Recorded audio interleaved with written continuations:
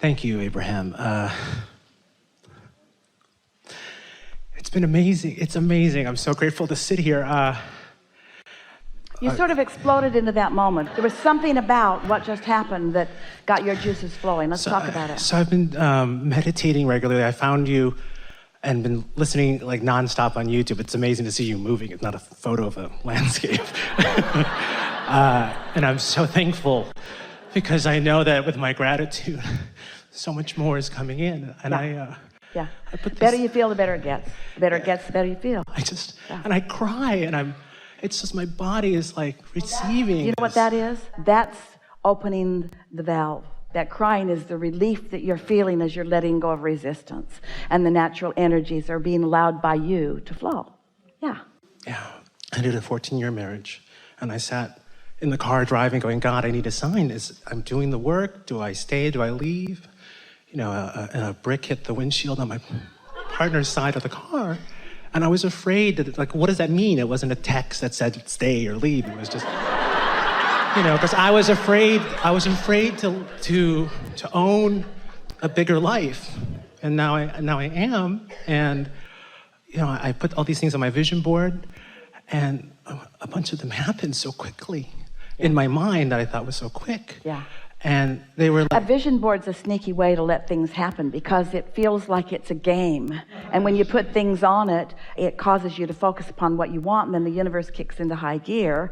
And because you thought it was a game, you let them in. And then when you find the vision board buried behind the coats in the closet and you say, holy cow, everything on this vision board has happened. I was picking up pieces that fell off. I'm like, oh my God, that happened. Oh my God. And I got this, and here's this thing. So I want to stay in gratitude, this thing. And so from what you've heard, you came with some things going on, and then you listened intently as we've been talking here. And so at this moment in time, where do you want this conversation to go? In other words, where are you, and what do you want to profess from your now point of knowing? From my now point of knowing, I feel the part of, there's a story that wants to pinch because I want to complain that I got 2 covers of this major magazine or newspaper, but it wasn't exactly the thing I wanted. But I got the New York Times twice in like 2 weeks. And it's for transformational work I'm doing. And I'm also a comedian, and I wanted it to be like Tonight Show, you know? But it's elevating me. So are you saying to us that you're asking for more gas than you currently believe, and that you believe it based upon what's been happening rather than upon what you're asking for? That's what you're saying. So here's our question for you. Does it seem to you like your story's more about what you're asking for, or your story's more about what you expect to happen? It's a big question we're asking all of you.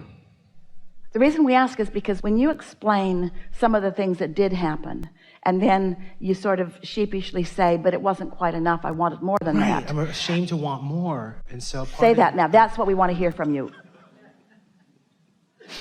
Well, we didn't mean to upset you. But I see the part of me that's shaming myself. That's like what I grew up with. Like, you should be thankful you have feet. You should be thankful you have water. My parents came from poverty in the Philippines. So I'm like, I should be thankful I have a view. I have 21 tennis courts. I've got all this abundance. And I live a comfortable life. I'm doing things that I love to do. And I want more, but I feel like I should just be happy and shut up. So let's talk about this. We're going to ask you to answer the question as best you can from the viewpoint of your inner being. And we're going to speak as an outside voice, and you're going to speak as someone in your physical form, but speaking from the perspective of your inner being. So connected to that coming through my... So you sort of have the sense of what this conversation is about. Did you come into this physical body to maintain the status quo or to create beyond what is?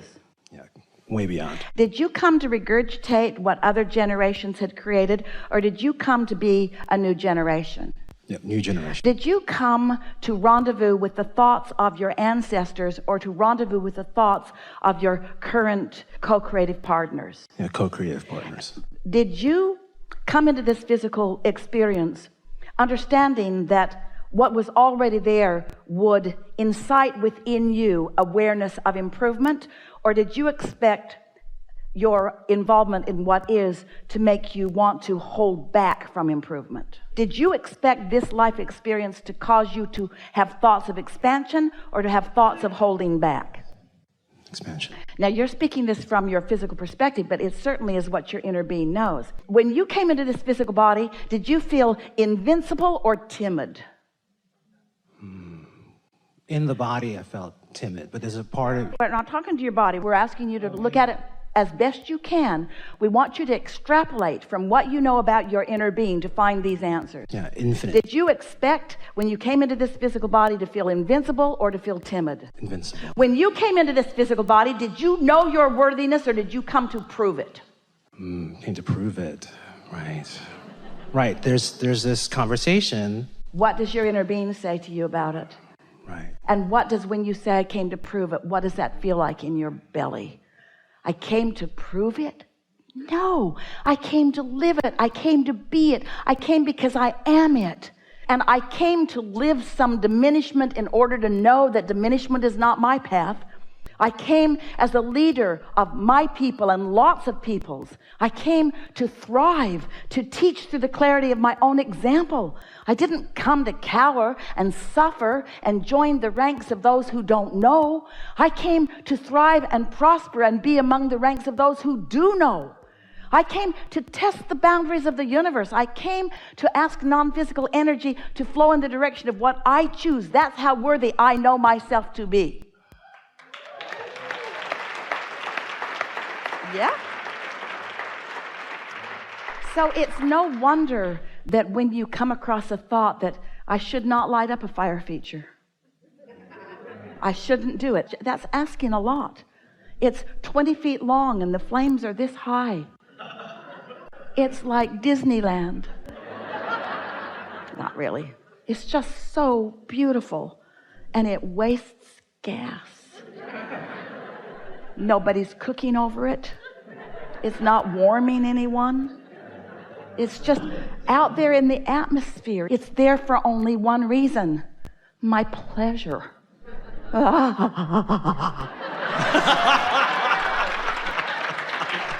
I dare ask the universe to provide for me for my pleasure? Oh, yes. Yes. You are here for satisfaction. That's why all the contrast exists. That's why the new ideas are born. That's why the energy flows. That's how the universe expands. If it were not for your ability to compare and decide and desire, there would be nothing new that is moving and all would cease to be. You must continue to expand. It is your birthright. It is your responsibility. It is what you were born for. And that's why those other thoughts feel so screwy, because they are. Right, right. Oh God, and that's spectacular. All right, so here's the rub. Yeah, here's this thing coming. Don't try to explain it to your parents. Or anyone that's not on board. They all got it. Yeah.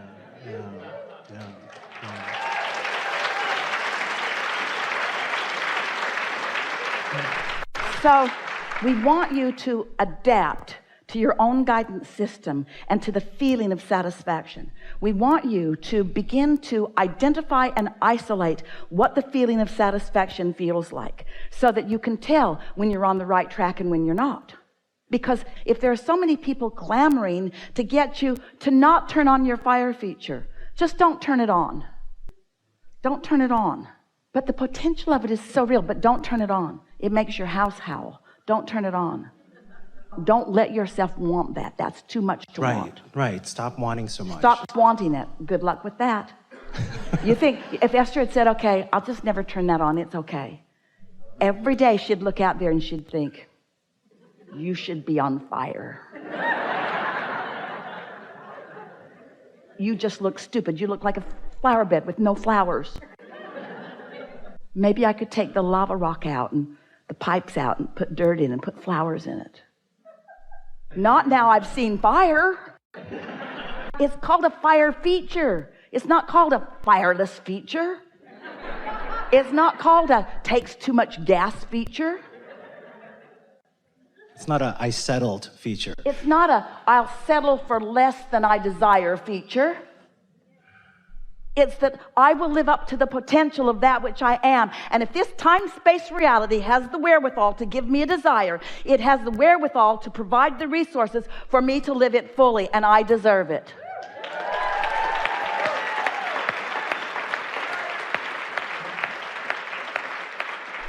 And you do, and you're just getting started, and oh wow. Enough? So this is a thing I think is in my shadow. How, in my new chapter, do I pursue relationships, whether they're casual? Do I create casual? Am I allowed to have casual relationships? Because now I feel like I'm clear. Everything that we just said to you, relationships is the only thing that's outside of that. You're allowed everything you want except with relationships.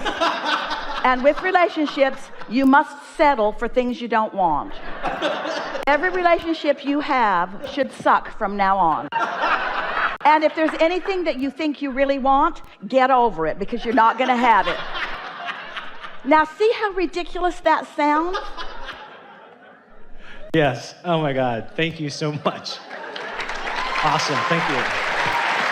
Yes.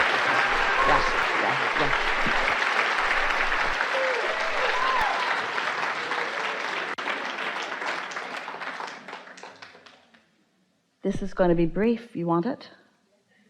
Didn't think so. Really brief? You up for really brief? Let's take a segment of refreshment. There's no point in you getting up here and feeling like we haven't answered your question, because we want to. So this is a good time for a segment of refreshment.